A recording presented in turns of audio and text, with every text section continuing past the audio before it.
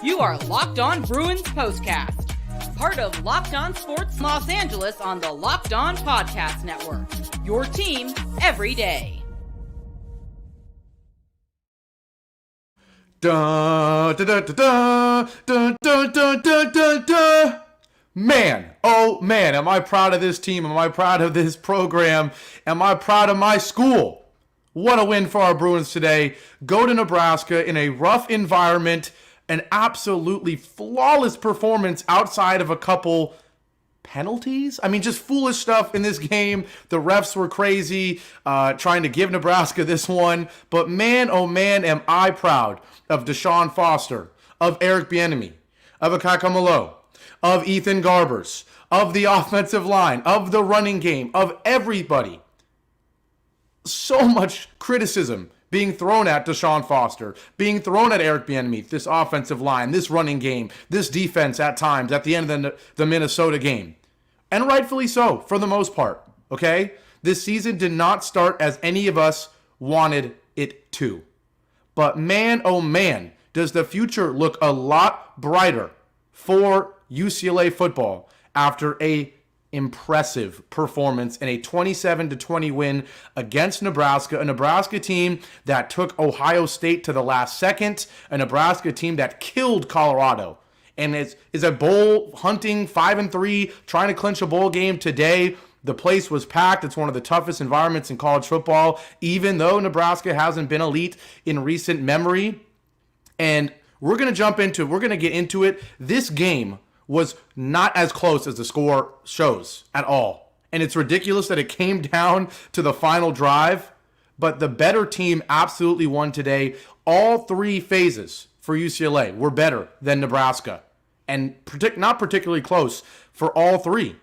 So thank goodness that some foolishness from the refs and some Big Ten after dark in Nebraska, I guess, didn't result in the wrong team winning this game. UCLA was better the whole way through. They deserved this win. And now, wait a second, let's keep reevaluating this team, this program, this staff under DeShaun Foster, and say, what can this team accomplish to end this season and going forward into future seasons? Before we do all of that, first and foremost, a shout out to everybody in here, Bruin Faithful, Bruin Nation. Always shout out to all of you for joining me here. I haven't even introduced myself. I haven't even said welcome to another edition of the Locked On UCLA Postcast, coming at you live on the Locked On Sports Los Angeles YouTube channel. If you don't know who I am, I'm Gavin Carlson, former credentialed UCLA football and UCLA sports overall journalist in the LA area for the Daily Bruin. Recently just won an award for the Out of Bounds podcast, a part of the Daily Bruin last year. Pretty cool stuff there. Shout out to the amazing stuff that's still being done at that publication for UCLA's Daily Bruin.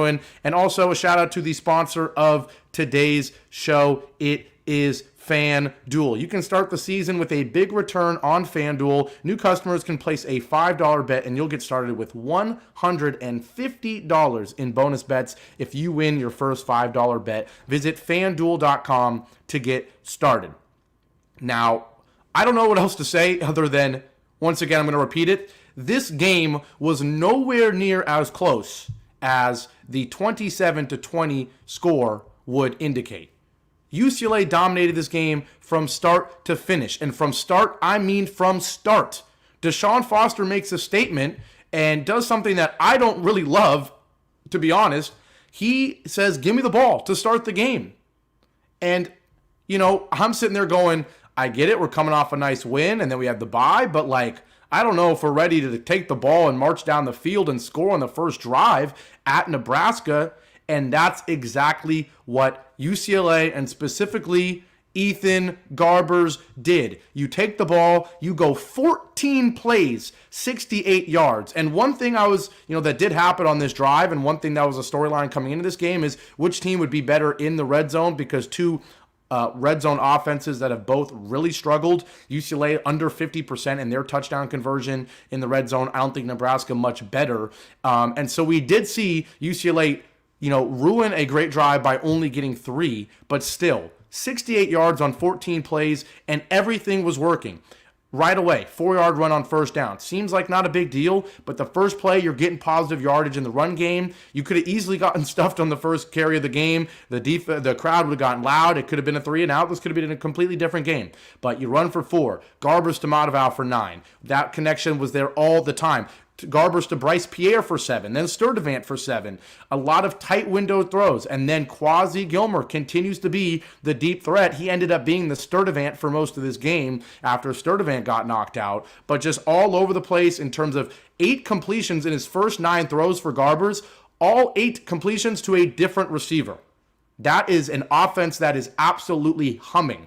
Bieniemy play calling was phenomenal today. We're going to get into some of the specific calls that were spectacular, but Garbers was evading pressure when he needed to. Sturdivant making a nice traffic throw or catch on a great tight throw on that slant. Malloe continues to be a great physical tight end catching the ball in traffic, and Garbers continues to find him. Then they got down to the Nebraska 8, 1st and goal, and unfortunately not much going. You settle for 3, but still, even though it's only 3, it is a statement being made on the first drive, and the statements continued to be made throughout the first half. Nebraska goes 3-and-out, Dowdell run for 4, but then Raiola running all over the place this entire game. Incomplete, he sacked right away, they punt, and then UCLA again. 11 plays, 85 yards. This one sprung by a couple beautiful throws from Ethan Garbers once again. He hits TMA for 12. Then he runs himself for 9. Then he hits Loya a couple times, 1 for 17 yards. Keegan Jones with a 7-yard run. I'm just everybody getting involved for this UCLA offense. Some of the play calls from Bieniemy, we're going to get to. I don't even know if it happened at this point. I don't even know when it happened, but there was a fake pitch. The whole Nebraska defense goes one way, throws it to Malloe in the other way for a first down. We had TJ Harden running through tacklers on a 2nd and 17, turned into an 18-yard first down in this first half. There were so many plays by so many players. We've seen games where Garbers played well and Loya played well in the LSU game. We saw, JMA have a good game here and there against Minnesota. We saw Quasi Gilmer have solid games. Malloe has been solid throughout the year. But this was the first time that really the whole offense did not struggle. Garbers, of course, has the huge 57-yard run. But TJ Harden had an 18-yard run. He gets 46. Berger, he had 21 and the touchdown. Keegan Jones, a couple carries. But how about Quasi Gilmer, 3 for 88 and a tud. Malloe, 4 for 52. TMA, 2 for 20. Logan Loya, 2 for 19. Sturdivant, 2 for 19 before he was out. 17 completions, but 1, 2, 3, 4, 5, 6, 7, 8 different guys catch a football, and 6 of those 8 catch multiple passes. So everybody getting involved for UCLA's offense. We were talking about that drive there that made it 2-0. Ethan Garbers was cruising, and eventually he hits Jalen Berger for a 10-yard receiving touchdown in what was just beautiful. I tweeted this morning, I woke up excited to watch UCLA football. Haven't felt that way in a couple weeks, where, of course, I'm excited every morning, but excited because I think there's going to be a chance we're going to make a statement and have a big win. Not just excited because I like UCLA football. No, I was excited.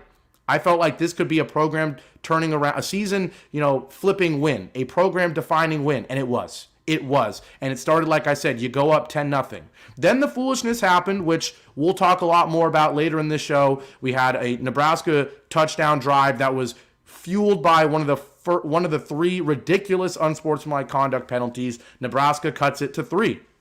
The problem in this first half was that UCLA could have been up 21-0 in this first half, not only if not for a couple foolish penalties on the defense, but also a couple drives that needed to be converted into touchdowns. Once again, after Nebraska makes it 10-7, UCLA, another great drive, 7 plays, 67 yards because of what? Ethan Lamar Jackson Garbers, 57 yards, making people miss again. UCLA gets all the way down to the Nebraska 8, where they have a 3rd and 1, but they get stuffed. And then after a timeout by Nebraska and a timeout by UCLA, Bruins elect to kick the field goal. I didn't love it at the time. I wanted UCLA to show some aggression like they did once they, elected to receive the ball in the first half and go all the way down the field.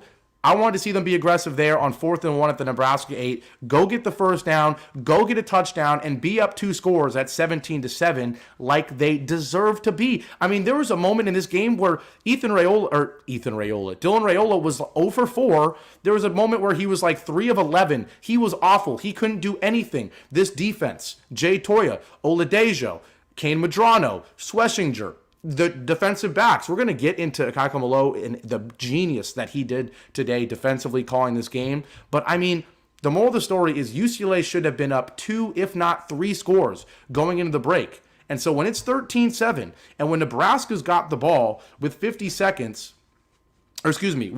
minutes left in the first half, only down 6, I'm expecting them to drive down the field and score a touchdown or something and have this dominant start to the game be all for nothing. But no, the dominance continued from UCLA's defense. 3 and out, 3 passes, 1 completed for no yards, and then 2 incompletes from Dylan Raiola. UCLA goes 3 and out, and I'm thinking, oh man, here comes Nebraska again. Nope. Another 3 and out. And when I say incomplete passes from Dylan Raiola, I'm not talking dropping back, looking left, looking right, throwing into a tight window and it being a close, 50-50 ball. No. I'm talking Raiola takes a snap, looks at the first read, it's not there, he has to run around because he's under pressure and chuck the ball out of bounds. These were not even close to being, positive plays for Nebraska. These were just throw the ball away because UCLA's defense is all over us. All over us. And so, yes, was it disappointing that UCLA was only up 13-6 in the first half? Yes. But they were dominant. They were dominant, and it continued in the second half right away on the first play. We're going to talk about that after we take our first break here on a feel-good edition of the Locked On UCLA Postcast. I'll be right back. Now, today's show is brought to you by LinkedIn. Now, I gotta say, okay? When you're hiring for your small business, you want to find a quality professional that's right for the role. That's why you have to check out LinkedIn Jobs. LinkedIn Jobs has the tools to help find the right professionals for your team faster and for free. Now, I am a recent college grad from UCLA. Go Bruins. I'm repping it. I got the degree right there. I've got the helmets right there.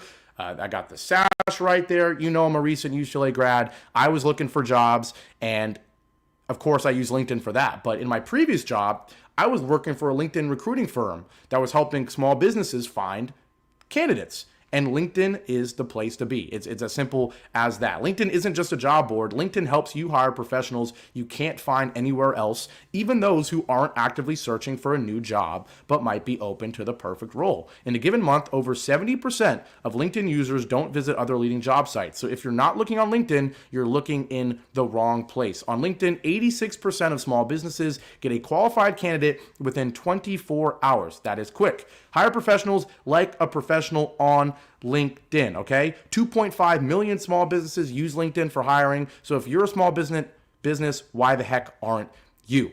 Post your job for free at linkedin.com/lockedoncollege. That's linkedin.com/lockedoncollege to post your job for free. Terms and conditions apply. Back here live on a fired up edition of the Locked On UCLA Postcast. The Bruins go to Lincoln, Nebraska, and lay the hammer on the Cornhuskers. This game was not as close as that 27-20 score shows, because at one point UCLA was up 27-7, and it started in the first half. Right away, multiple impressive long drives, Ethan Garbers balling, and then it started right away in the third quarter. When this game was closer than it should have been at half, at 13-7, what happens? Dylan Raiola is intercepted by Kane Medrano on the first play of the half, 38-yard pick six. It's 20-7 Bruins, and they are rolling. Nebraska's big home crowd, one of the largest in the country, every game, every Saturday, they were stunned. And then they were stunned when Nebraska comes right back out. Dylan Raiola, who's been shut down all game. At this point, he was like 3 for 11 with a pick six. He comes out. They just hammer the run game because they don't trust the pass game at this point. Ramir Johnson runs for 15 yards on 2 carries. Dante Dowdell runs for 15 yards. for 14 yards on 3 carries. But then on a 3rd and 5, Raiola is only able to complete a 2-yard pass. 4th and 3 at the UCLA 42, an obvious 4th down, go for it situation for Nebraska, but UCLA's defense all over it. Again, another huge play. Everybody in this UCLA defense was balling. This one, another 4th down incompletion, or another incompletion where there's chaos, pressure, never making it easy for Raiola, a young quarterback in the pocket. We're going to get into it in a second once we finish telling you what happened about how good UCLA's defensive coaching was in this one. But because of the fourth down stop, UCLA gets the ball, and they don't waste any time. Ethan Garbers does get sacked. You're thinking, okay, maybe Nebraska's going to hold here, but a TJ Harden run for 18. This might have been the happiest I've been all game.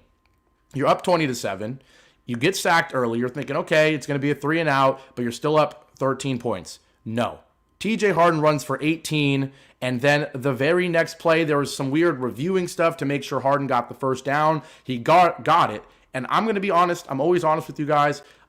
I am not lying when I say the second that there was that weird review and then, okay, he got the first down, I was thinking, I think Eric Bieniemy is going to dial up a shot play because this game is closer than it needs to be. You just got a huge run, and now there's some momentum. It looked like it was going to be 3rd and 1. Now it's called a first down. Take a shot. That's exactly what he did. Play action. Garbers hits a wide-open Quasi-Gilmer, who once again was J.Michael Sturdivant in the second half after Sturdivant was knocked out due to a penalty. And 48-yard touchdown from Garbers to Gilmer. It's 27-7, and this game feels over. Now, before we talk about the foolishness by the refs that got Nebraska in this game, or back in this game, we have to talk about UCLA's defense a little bit more specifically in what was working.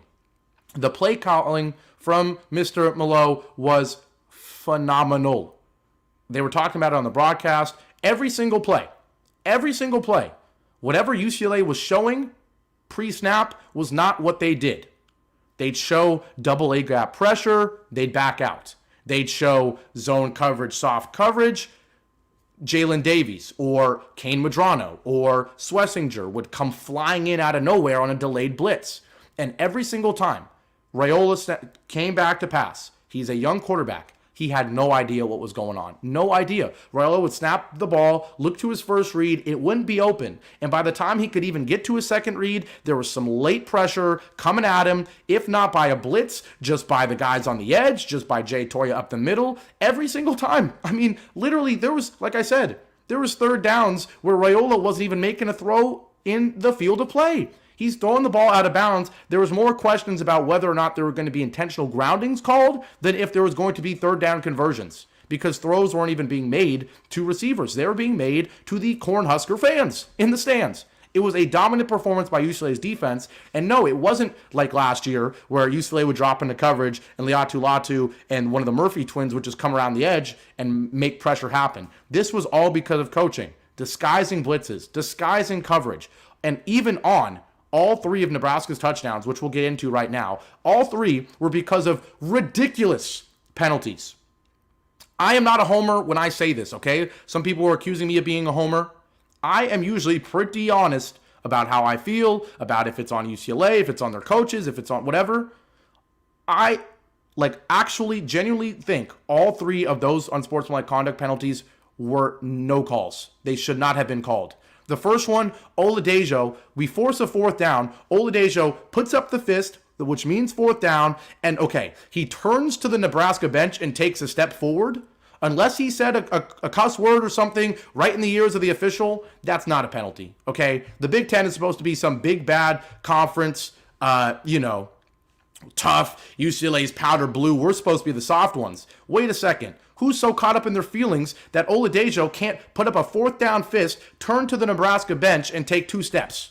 That's a penalty that turns a 4th down into a 1st down and into Nebraska's first touchdown? Ridiculous. The second one is the most debatable of all of them, but even then, it was a little tussle between 2 guys. Ikaika comes in and pushes a Nebraska guy in the back. Did he throw him to the ground? No. Did he hit him in the back of the head? No. He hit him in the numbers. It was an illegal block in the back, if anything, if it was in the middle of the play. Of course it wasn't. The guy didn't go flying. The guy moved an inch. The guy didn't even look that fed up. But the ref's sitting there waiting to call a penalty to keep Nebraska in this game, and he throws the flag. And that was the most questionable of them all. A two-hand touch that would have been, if you're playing football at recess in high school or middle school, not high school, if you're playing football at recess in middle school, that's a two-hand touch. That's, okay, the runner's down, next play. That is not an unnecessary roughness. The third one, the most ridiculous of them all. Once again, late moment. At this point, the game is getting closer. It's getting a little more nerve-wracking. It's, I believe, was going to be 3rd and goal, if not 4th and goal. I have to check because this was just different levels of unbelievable. I'm looking. I can't even find it. I don't remember when it was. Was it on the touchdown here? Yes, here it was. 3rd and goal at the UCLA 2. UCLA stuffs the backup QB for a 1-yard gain. It should be 4th and goal at the 3. 4th and goal. But no. They call an unsportsmanlike conduct for pulling a guy off the pile when literally, I mean, there is time. I think the rule is a little bit foolish as is. This whole pulling guys off the pile is a penalty. But there's times when it looks like a penalty. When you grab a guy's leg and you pull him by his leg and like risk injuring the guy just to pull him off the pile because your guy's underneath. Okay, that's dangerous. Or if it's not that big of a deal and you come in screaming and throwing guys off the pile because you're fired up. Okay. This was the softest pulling off the pile penalty I've ever seen. I think Havali Kafusi, I'm not even trying to say the name correctly. I'm sorry. I apologize. He goes in and gradually or just gently pushes the Nebraska guy off the pile to get his guy up. And they throw a flag on what should be 4th and goal and give Nebraska 3 plays. That's 3 more plays, 3 more chances. It's unheard of. And then, of course, instead of it being 4th and goal at the 3, 1st and goal at the 1, it still takes Nebraska 3 plays to score. That's how dominant UCLA's defense was today. That's how much Nebraska needed the refs. Even after the 3rd bogus call, automatic first down call of the game, this one puts Nebraska at the 1. It still took them 3 plays to score a touchdown. If that doesn't say how dominant UCLA was today, how much Nebraska needed the refs to even be in this game, I don't know what does. Eventually, Nebraska scores, and they can't even make the extra point to make it a 6-point game. Nebraska was awful today, okay? They were. Their offense couldn't do anything. Their offensive line couldn't handle UCLA's defense. And if it wasn't for a couple 15-yard penalties and then like 2 or 3 shot plays after those penalties, Nebraska's offense did nothing. I couldn't believe how much time they were wasting when they're still down 2 scores. They were down 2 scores. They started their drive with 6 minutes left in the 4th quarter. They didn't score the touchdown until there was under 4 minutes left. And they started this drive at the 47-yard line. It was crazy. And wait, I didn't even say that correctly at all. There was 9 minutes and 31 seconds left in the 4th quarter, 9 minutes and 31 seconds. Nebraska is down 2 scores with 9 minutes, and it takes them 6 minutes, 13 plays, and a gifted penalty to even score a touchdown. Nebraska was taking too long. They had no big plays other than a couple deep shots after penalties. UCLA dominated this game. The coaching staff called a perfect game. All 3 touchdowns were because of bogus penalties. Other than that, Nebraska didn't even look like they were going to threaten to throw the ball in the field of play. Raiola was just throwing it out every single play because UCLA's defense was dominant. So much credit to the defensive coordinator, the defensive staff. Credit to the players outside of some penalties that I think and we all think were BS. And then credit to the offense, specifically Mr. Ethan Garbers, okay? If it wasn't such a crazy game and if so much didn't happen and it was just a dominant performance from start to finish, I would have come in here yelling about Ethan Garbers once again, saying, who doubted this guy? Why'd you doubt him? He's him. He showed it again today. But I'm not going to get into all of that other than saying that right there. When we come back, we're going to talk about why the whole narrative around this program needs to be switched. This is not a team that is 4 years away from being relevant in the Big Ten. They might be a couple wins away from being relevant next season, okay? We now can have some confidence in DeShaun Foster, in Eric Bieniemy, in Ikaika Malloe, in hopefully the roster building. UCLA's a couple more wins away from even sneaking into a bowl game, making this a positive season, maybe even hitting the over on the wins total and turning things around quicker than we all expected. I'll talk about that after our last break here on the Locked On UCLA Postcast. Now, today's show is brought to you by Robinhood. Let me pull up the graphic. There it is. With Robinhood Gold, you don't need a silver spoon to eat up the financial favors of the 1%. Robinhood Gold allows others to get the rates and perks usually reserved for the high society. Now, the resourceful individual with Robinhood Gold can earn the very liberal rate of 4.5% APY on uninvested cash and be rewarded with a handsome 3% retirement boost on an IRA or an IRA account. Robinhood Gold provides the privileges of a high net worth for any net worth. These generous benefits are now available for only $5 a month. That's the cost of a Starbucks coffee, okay? The new gold standard is here with Robinhood Gold. Sign up at robinhood.com/gold. Terms apply for product-specific disclosures. Visit robinhood.com/gold. Investing involves risk. Rate may change. Gold membership is offered by Robinhood Gold, LLC. And finally, today's show is once again brought to you by FanDuel. Get ready to tackle the NFL and college football action with FanDuel, America's #1 sports book. Because right now, new customers can get a $5 bonus, can bet $5, and get a $150 bonus in bonus bets if you win. The FanDuel Sportsbook app gives you everything you need to place live bets on the NFL and every other sport all in one place. So when you get the hunch in the middle of the game, you can check out the latest stats, view live play-by-play, and so much more on the same page where you place your bets. Just visit FanDuel.com to join today. You'll get started with $150 in bonus bets if you win your first $5 bet at FanDuel.com. Never waste a hunch and make every moment more with FanDuel, an official sportsbook partner of the NFL. Give me a second here. I got to grab my laptop charger to make sure my laptop doesn't die so I can keep talking about this UCLA win. Give me 1 second. I'm going to throw up a little graphic.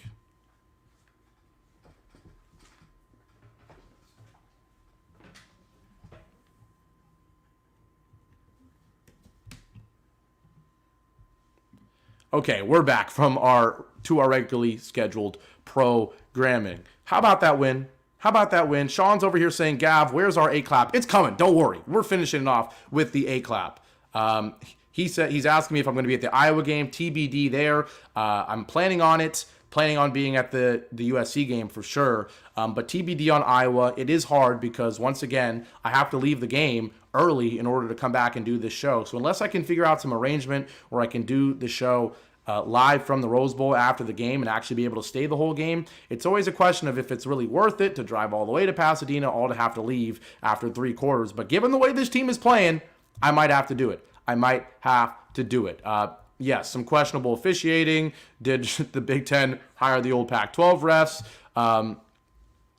Yes, it is rainy in LA, Craig, but it is bright and sunny for the UCLA program because, once again, the Bruins have won at Nebraska, back-to-back wins now in the Big Ten. You're 2-4 in the conference. Let's not forget how rough this stretch was, because right now I'm going to tell you, UCLA has went through arguably the roughest 4-game stretch in the entire country. They have one of the toughest schedules in the entire country. And now, wait a second. We have to look at the context of those 4 losses in a row. Of course, it was 5 losses in a row. The Minnesota loss still is inexcusable, but these last 2 wins make up for it a little bit. What they do these next 2 games, heading into USC, can certainly make up for it. UCLA is 3-5.